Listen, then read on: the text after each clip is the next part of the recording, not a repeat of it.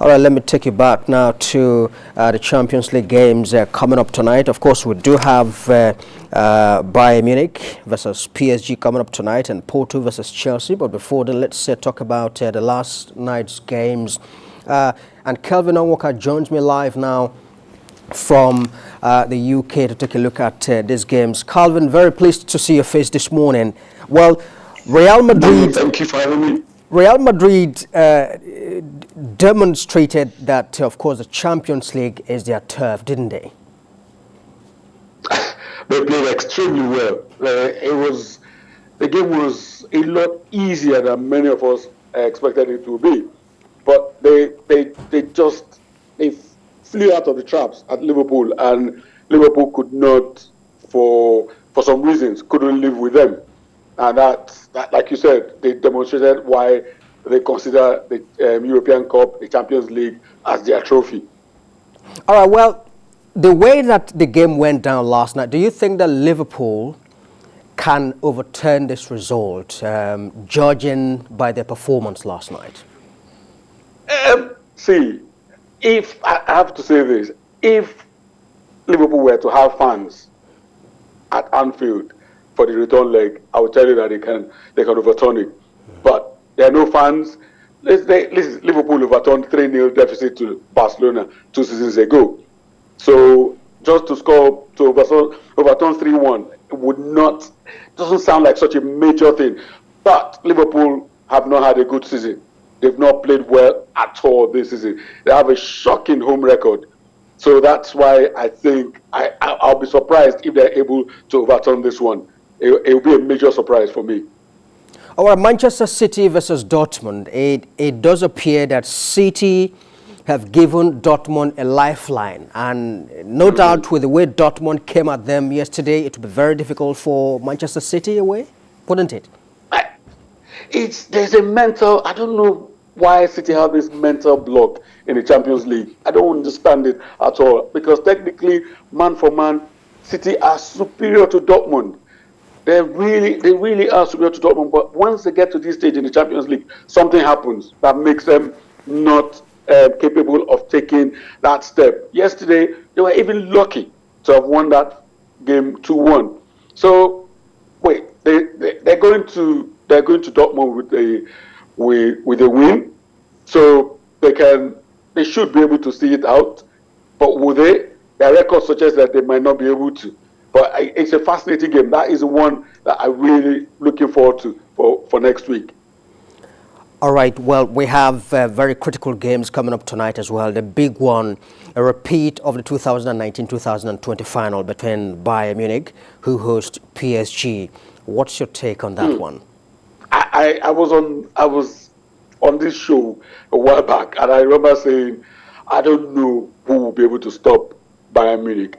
Bayern look absolutely unstoppable in every area, and PSG have not been playing well. Pochettino has not been able to stamp his mark on the club yet. So it will be a hard task for PSG to stop Bayern Munich over 2 legs, because they're a very strong team. I expect Bayern to go through. I really do. At the end of the tie, I expect them to get through.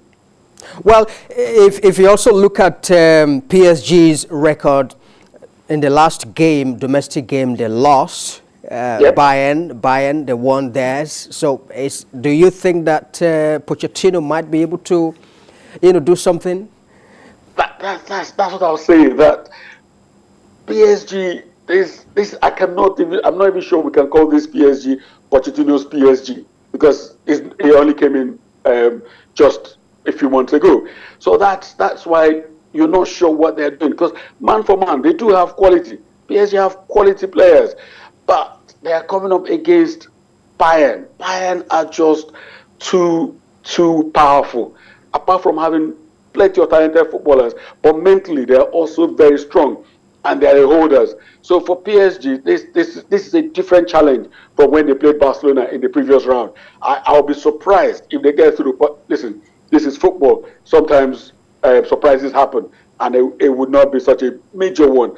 But I'll still give it to Bayern. I really would.